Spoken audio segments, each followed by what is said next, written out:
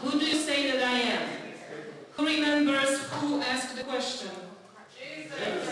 Very good. You came prepared. And who answered? And what did he say? And Messiah means... So the first meeting, which was months ago, and it was still warm, and you still had strength, and you didn't eat as many sandwiches as when you came, the first topic was self-care. Who remembers what did we say about self-care? Secular concept. Octavio loves that. He always knows the answer. It's a secular concept. What is Christian concept? God care. Self-love, which we can love only with the love that God gives us. You get C+. You're getting better. At the end, you're going to get it. Okay, next one was influencers. So we invited some influencers then, remember? Yeah, I'll do. No, you don't. We didn't invite anybody. So, what do we talk about influencers? Jesus. Yeah, who influences you? So someone always is influencing you, even if you think that you are so independent and so cool and so smart, and you live in places, and you know things, and you can Google, and you can reason, and you know philosophy and theology. You are duped. You are influenced by probably most of the stuff that you have even no clue what is influencing you and who is influencing you. But we talked about Jesus being influencer, and do you remember how disciples had to follow him? What was the mode of following him? Imitate. Who said imitate? You get A+. You graduate. Imitation, which is very popular because everyone wants to be super original. You don't want to be original? You people, yes, of course, all of you. You want to be, I just can see all this group wants to be original. That's why you have nonchalant attitude sitting here and looking like what's going to happen. I know it. I can see through it. Okay, so who's here for the first time? So I have a dry sense of humor. Deal with it. So it's an imitation. An imitation is based on obeying and obedience. And we hate that because we want to be original, cool, first in this, and we think we are so creative. Okay, the third topic was belonging. Who remembers anything about belonging? Something went, but as soon as it came, it left. I know. What is belonging? What was about belonging? Remember 4 squares? You can be loved, you can be rejected and known. Sometimes you are unknown and loved, which is like you are just trying to fit. So belonging is a primary necessity of every human being. And God wants us to belong, and we belong to Him only when we want. And 2 weeks ago we talked about success. So since then, who became successful? We had 2 weeks to do that. Did you do your homework? Ryan became successful. You got a girlfriend or something? No? You bought an RV. Oh, yeah. No, not yet. Anybody became successful in the last 2 weeks? I think Fabi did. She was telling me about it. What was it? Okay, the success was described as, what do you remember, maybe? Deny yourself, pick up your cross, and follow Him. Good. Yeah. Deny yourself. This is 75%. There is 25%. Before you even denying yourself, what is the first thing?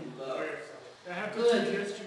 So you have to receive God's love. You have to know that you are loved, and only then you can deny yourself. Then you pick up your cross, and then you follow Him. So that's kind of an overview. So are you happy now? Yeah. Woo! Okay, mystery. So you can talk now for 30 minutes and share. What did I say? Minutes? Seconds. Say one most crazy thing that makes you a great person that you are sure others do not know about you.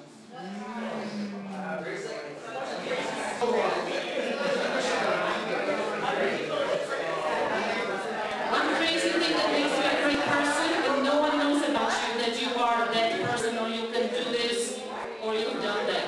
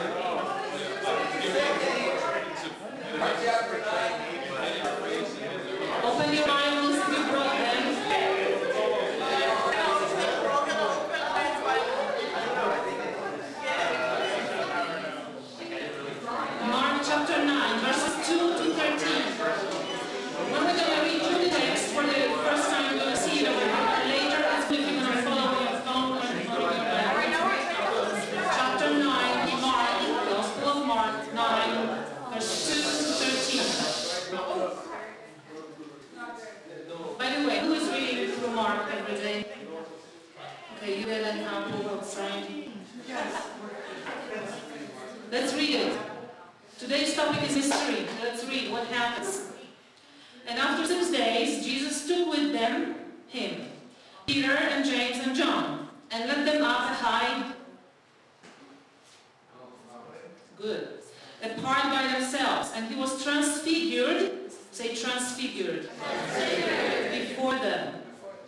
And his garments became glistening, intensely white, as no fuller on earth could bleach them.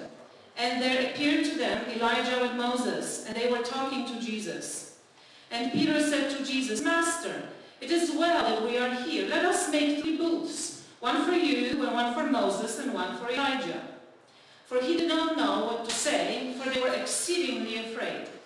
And a cloud overshadowed them, and a voice came out of the cloud. "This is my beloved Son, listen to him." And suddenly, looking around, they no longer saw anyone with them, but Jesus only. And as they were coming down the mountain, he charged them to tell no one what they had seen until the Son of Man should have risen from the dead. So they kept the matter to themselves, questioning what the rising from the dead meant.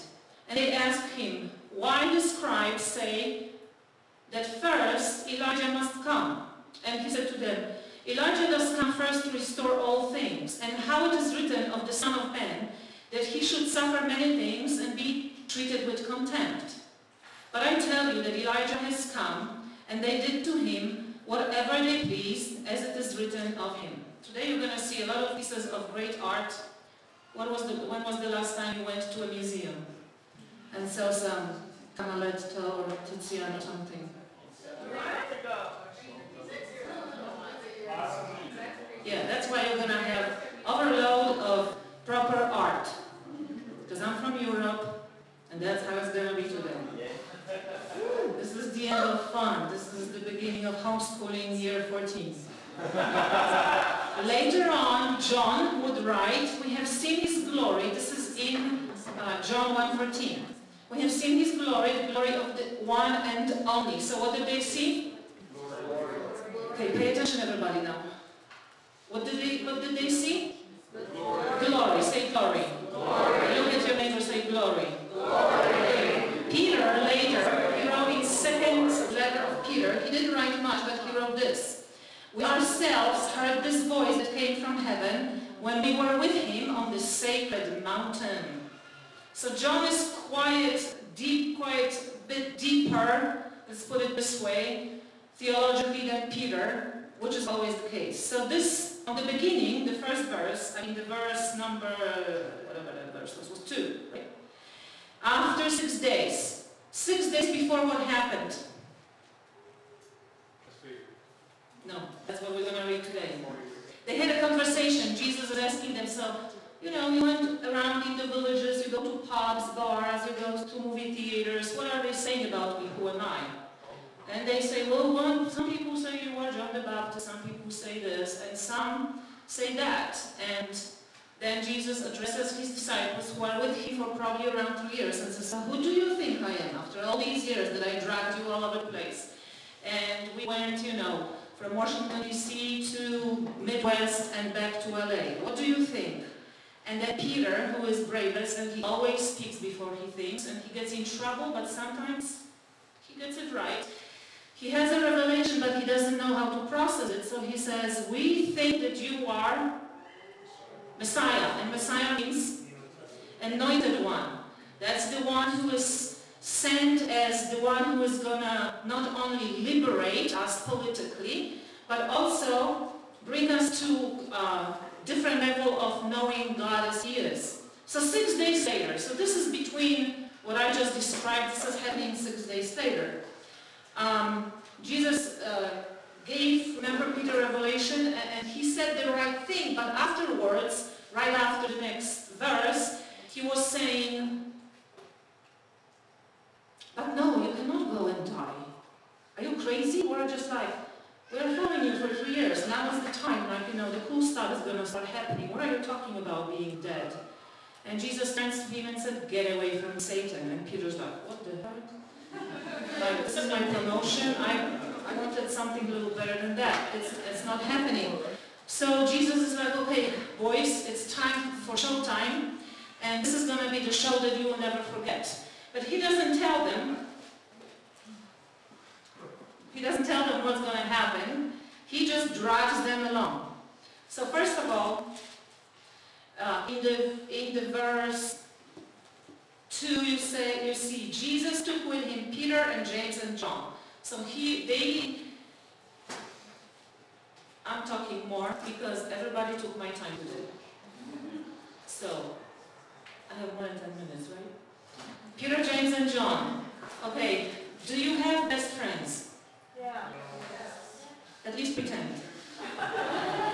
Do you have 3 best friends? Yeah. So they were like 3 best friends. I'm so proud of it. At least that's what they thought. That they were, the 3 inclusive circle, exclusive, inclusive, everything. They had hearts for every inclusive club that Jesus did. So he's taking them, and they are really thinking that they are super chosen to go to a special place. And which one do you think is John over there? That's the young one. It looks like Aldo, just much senior. Like Aldo 2 years ago when he started. And then they are two older guys. So they go together. They think they are special, but they are not really prepared. There is nothing saying that we're going to go for a retreat, guys. You're going to have 2 teachings and you're just going to get, like really, really ready. You're going to fast and pray and read the Bible, be prayed up. They just go. So you are not ready. And you are never ready, but there is always potential for you to become a saint.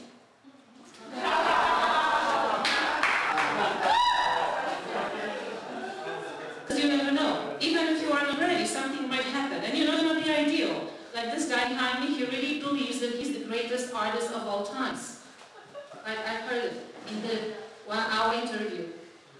But it doesn't disqualify him, because he's trying at least. Doesn't matter if you believe in his motives or not. That's beyond the point right now. That will take too long. So you are not ready. You will never be ready. It is up to him to decide when you're going to go and what's going to happen. So the only readiness is openness of heart. Okay. Jesus is leading them, and this is the high-def graphics, high art from your prepaid book. He's leading them up a high mountain apart by themselves. When was the last time you hiked the high mountain? Some people were looking at me like, I don't know where I came here. When was the last time you hiked high mountain? This is high mountain, and they don't have, those backpacks with the sipping straw, whatever these things they call that. They don't have the boots from Cabela's or whatever other thing that you buy them here. They don't have the walking sticks, they just have little sandals, right? Can you imagine that, or is it like too much? So he's just walking. So that took probably a few hours, without water bottles, without energy drinks, without energy protein bars. They have probably one little camel container with some water, and that's how they go. He's leading them because they have no idea what's going to happen.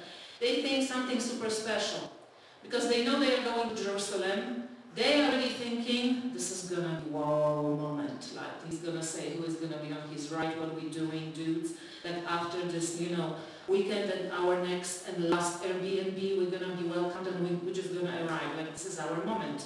So they are waiting for this momentum.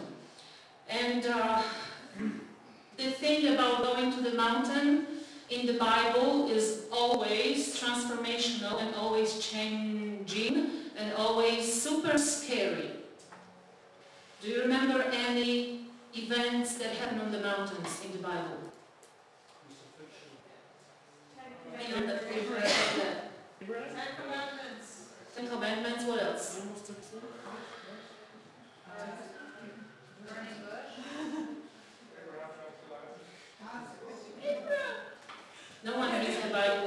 You look backwards. Here is the mountain. This is how it will look, Okay. Anybody else? Moses, what else happened on the mountain? Elijah. Sermon on the Mount, okay, that was probably a big hill, but let it be. What else? Was Elijah in the cave? Yeah, it's in the cave of the mountain. So Elijah, who else? Anybody remembers Abraham? Okay, he wanted to kill his own son.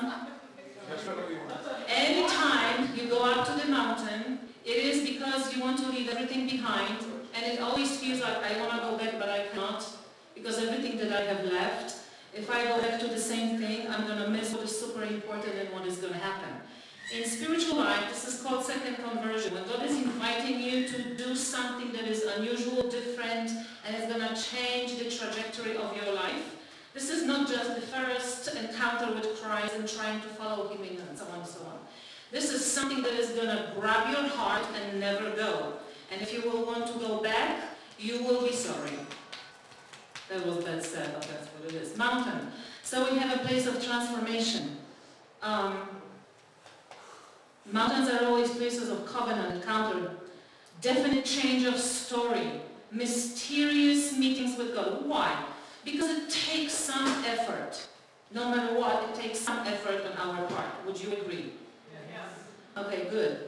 There is a poem by Malcolm, I don't know his last name, I don't want to say it, White. This is what he says about the mountain of transformation. For that one moment, in and out of time, on that one mountain, where all moments meet, the daily veil that covers the sublime, in darkling glass fell dazzled at his feet. There were no angels full of eyes and wings, just living glory full of truth and grace. The love that dances at the heart of things shone out upon us from a human face. And to that light, the light in us leaped up. We felt it quicken somewhere deep within. A sudden blaze of long extinguished hope trembled and tingled through the tender skin. Nor can this blackened sky, this darkened scar, eclipse the glimpse of how things really are. The mystery that Jesus wants to reveal to them is not really revealing the mystery, but disclosing himself fully, who he really is. Because up to this moment, they know him only in one way. And what they will experience will change their life forever, although they will not fully comprehend what's going to happen. So this whole story is about, I am different than you think. I am utterly different. And whatever you are experiencing here is veiled. And you will have an access to reality that is happening all the time, but you have to have eyes of your heart open and ears of your heart open to see and to hear. That's what this whole thing is about. Okay, so we have the mystery. Think about them walking again for 3 years with Jesus, and suddenly they're going to see something totally unexpected. So something and someone that is totally familiar is going to reveal something totally shocking, and they will not know what to do. They'll be scared. Peter is going to mumble something under his nose like always, just to make the story, looking a little better. But the whole life of Jesus is really a mystery. It's not only this moment. Even his incarnation, his Christmas story, his hidden years in Nazareth for 30 years, all of this is mystery. And then baptism is mystery, and then teaching and talking and saying and demonstrating the kingdom of God, all of this is mystery. But this is the peak, and if you do not see the glory there, you cannot go and die with him. So you have to be drawn by the bonds of love, and you have to experience a glimpse of glory if you would be able to follow truly to the end of your life. Otherwise, you will go only on in your human power. You will get tired, disappointed, pissed, that's the word, offended, and so on. You will just give up. There has to be something supernatural that is going to grasp you, and you're going to wander till the end of your life. And every single time you're going to think about this moment, you will know that this is not that you just made this up to feel better. That this was a sovereign act of God. So when he was transfigured,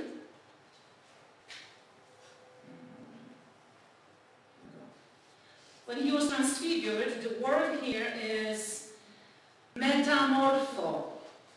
That's familiar, right? So what meta means in Greek?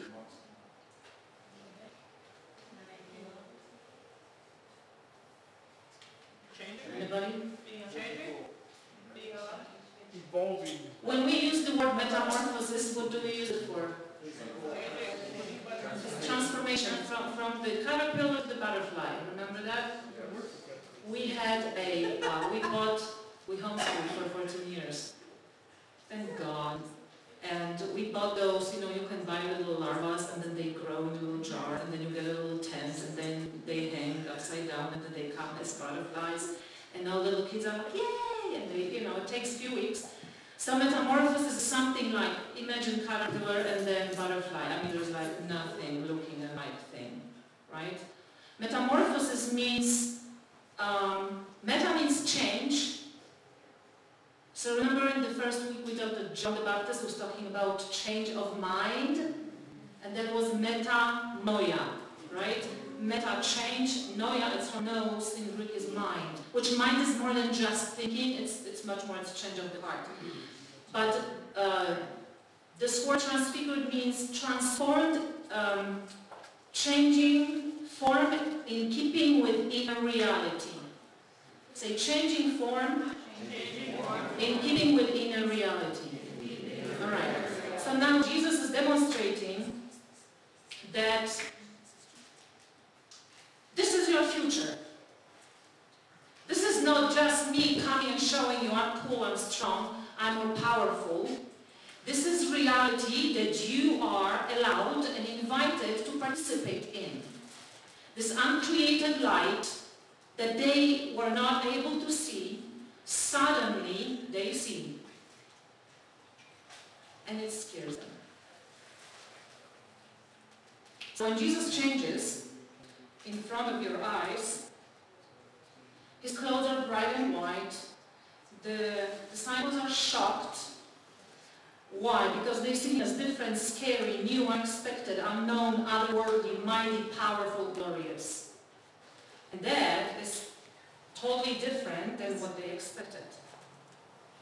Okay, can we have that? What's Vince? He left. He's gone.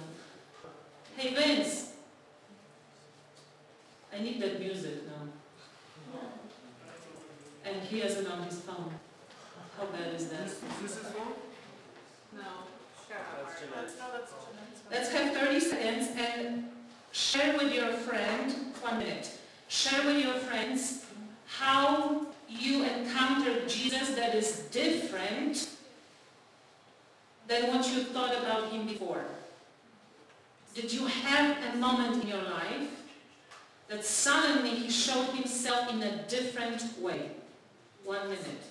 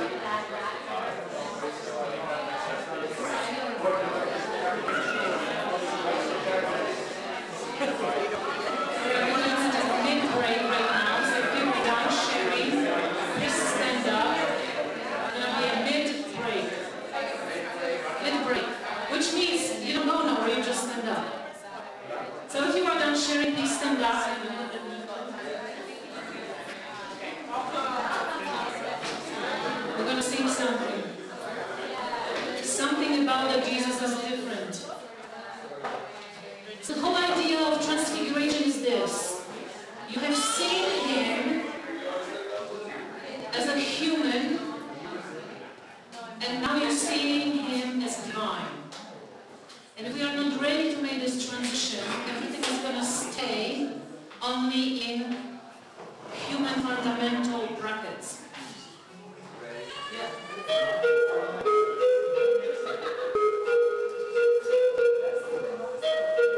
Are you ready?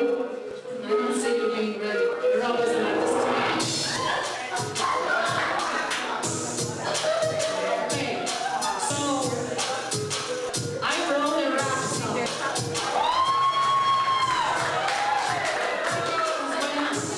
No, this is not going.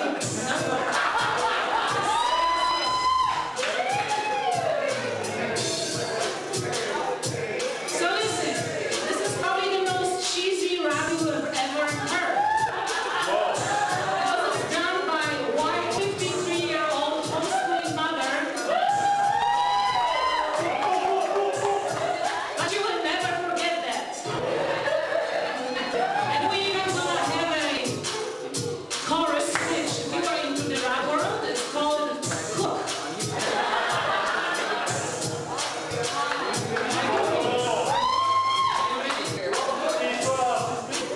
Okay, you have to have the moves. Drop the phones, come on. Do the moves, like do something.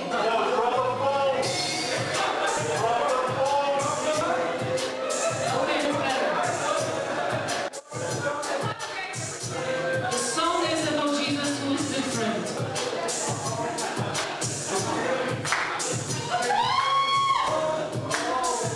I'm almost about to start. Jesus of the outcast and those who belong. Jesus of the church and excluded who are strong. Jesus of the righteous and of the sinning fools. Jesus of the poor and those who say they're cool, different, divine, human,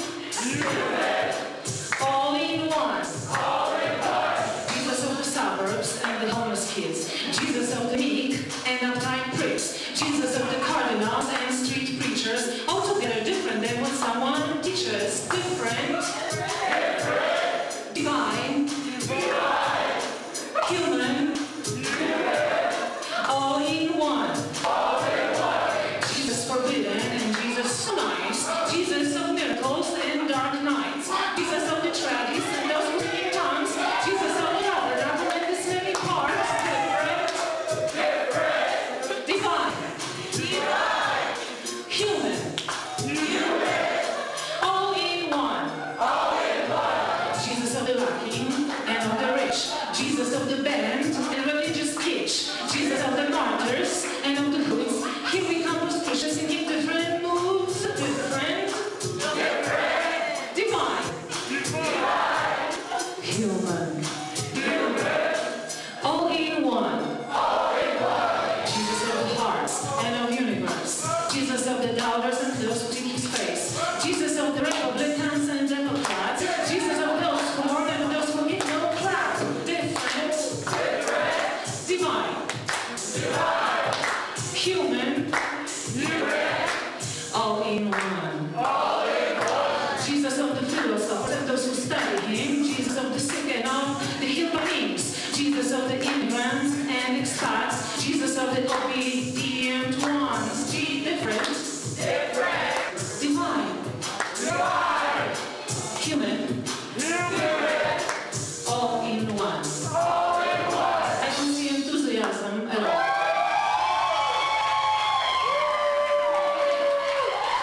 One more verse. There's one more verse. There's one more verse. You can do it from the beginning. Okay, listen, there's one more verse.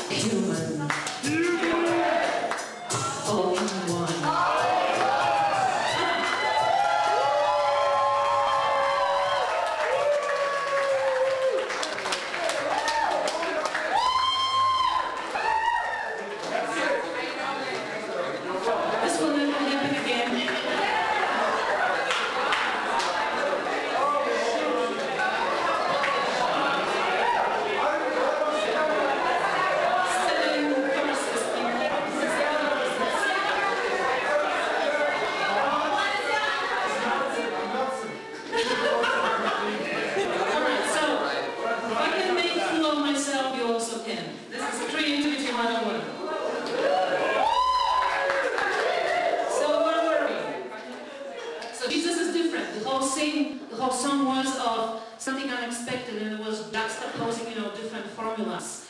What somehow we perceive him, or we see him as this or that. And he is absolutely different. So that was the whole point of my creative evening.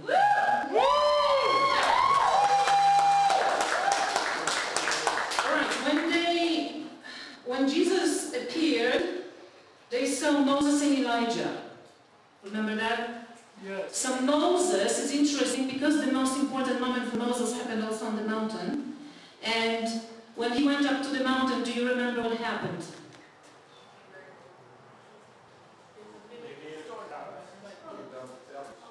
There were lightnings and storms and everything, and he told people, I'm going to go and God is going to talk to me. So he went to have an encounter, and then God gave him the commandments, which are the law, right? And then you have Elijah, which, what happened to him on the mountain?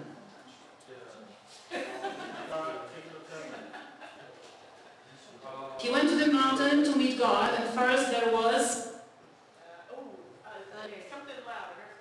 something loud. First was a wind, and then something that you have here. Earthquakes, and then fire, and God was not in it. And God came as soft whisper, right? So you have Moses with supernatural happenings on the mountain, and you have Elijah, and they both come.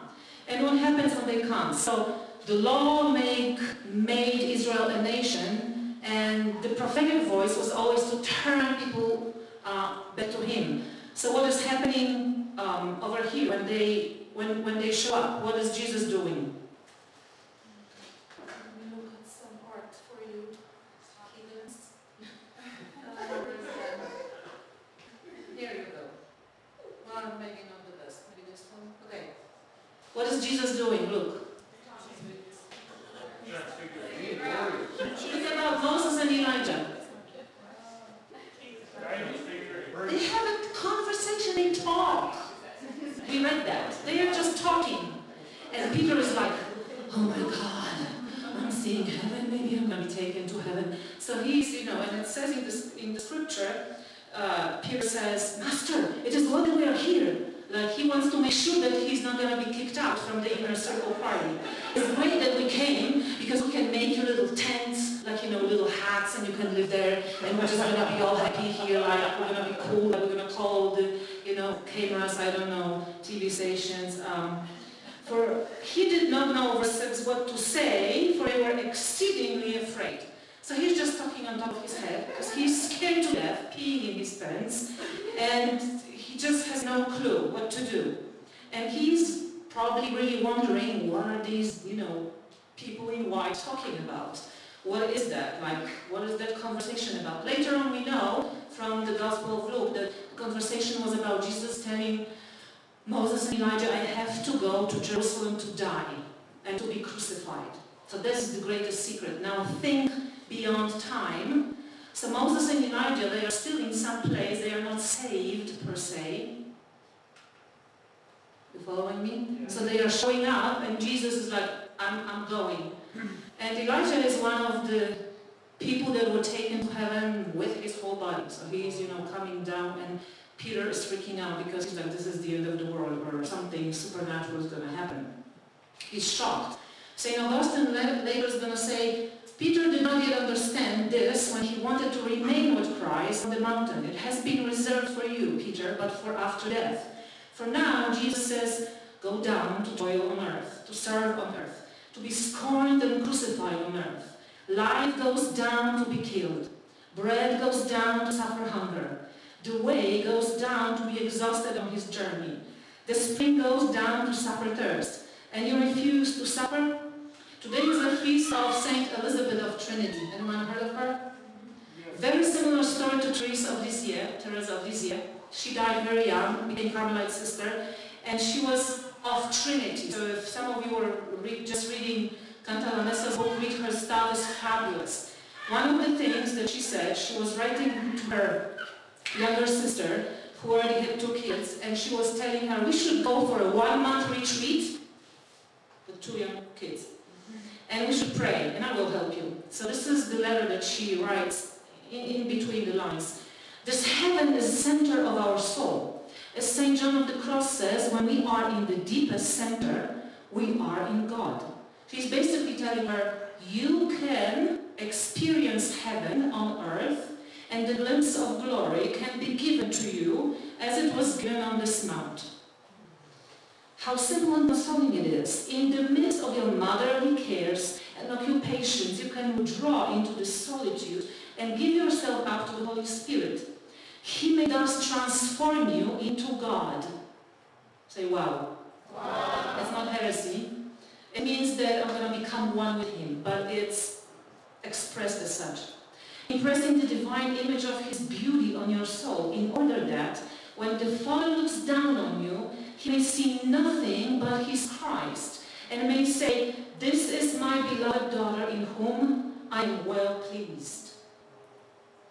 Remember that? We always show this. So in the very center, you have that part that is made by God, so only God can come and touch it. And this is how He touches you. It's in the deepest part of your soul. This is where your heart, where your spirit is. And from there, you can live in heaven, even now on earth. So there's no some esoteric bliss in the future. And then we have the reaction. The reaction of all the, can you see? On the very bottom, they are super scared. Maybe here you can see. They are super scared. But the reaction of people, nowadays, if we think about post-Christian society, is mainly this. He's a liar, lunatic, or he says the truth. So when we realize that he's not just our little buddy, not some friend that we just, give a little time here and there with it. If we realize that he is really God and what he said is true, we want to depart from this because we are afraid of being exposed, our conscience being tapped in, and we just don't want to be offended. Because we live in society that everything offends everybody. Some made him a buddy, some made him a foe, some made him a philosopher, and some made him one of God. Some made him a curse, and some made him a blessing. Some made him a reason, some made him an excuse. Some made him a history, and some made him disappear. Some made him Messiah, and some made him a cultural reference. Some made him a successful entrepreneur leader, and some made him an embarrassment.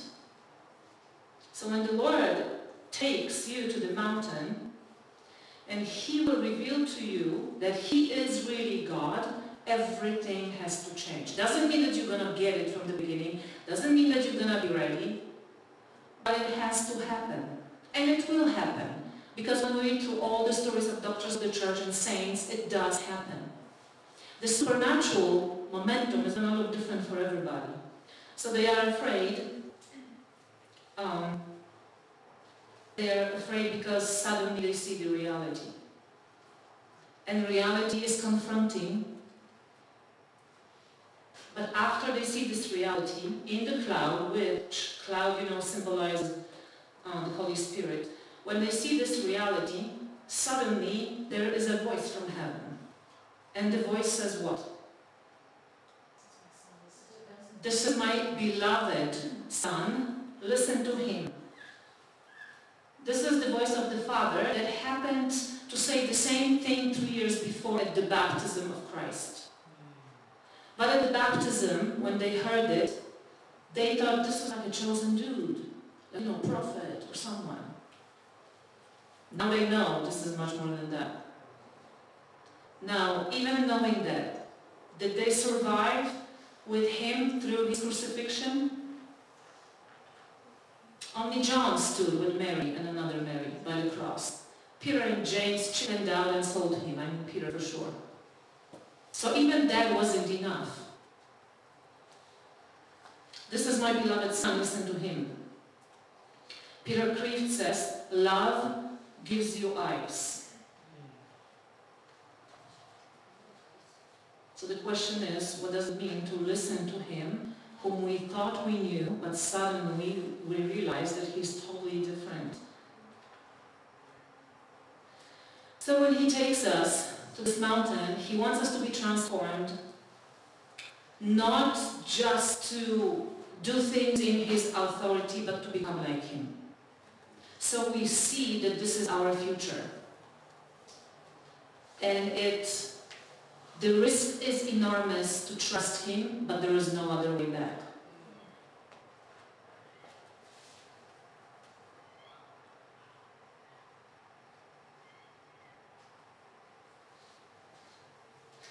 And here you have some modern icons of transfiguration that are different.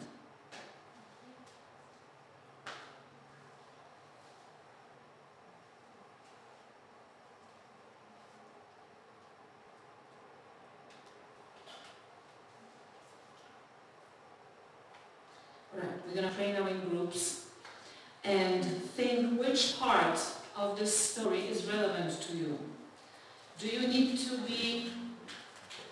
to go to the mountain? Do you feel that God is calling you to go? Then pray for that.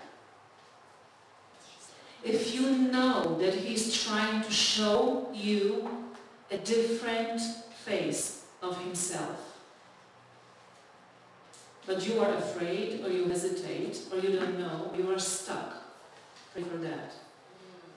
If you know that He's calling you to listen with the ear of your heart, then pray for that. So can we do that now? And how much time we have? Probably no time. Well, we have some. Midnight is in 2.5 hours. Alright, so we're going to play here and pray. And you go and pray for each other. If you have to go, you are free to go. Or if you want to continue conversations, please step outside and talk over there. Are we ready? Okay.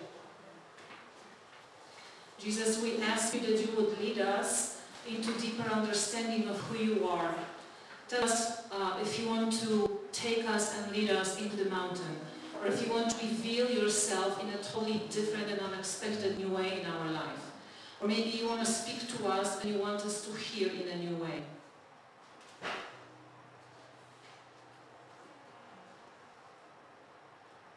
Come and speak to us. In a thunder, in a whisper, or in a rap.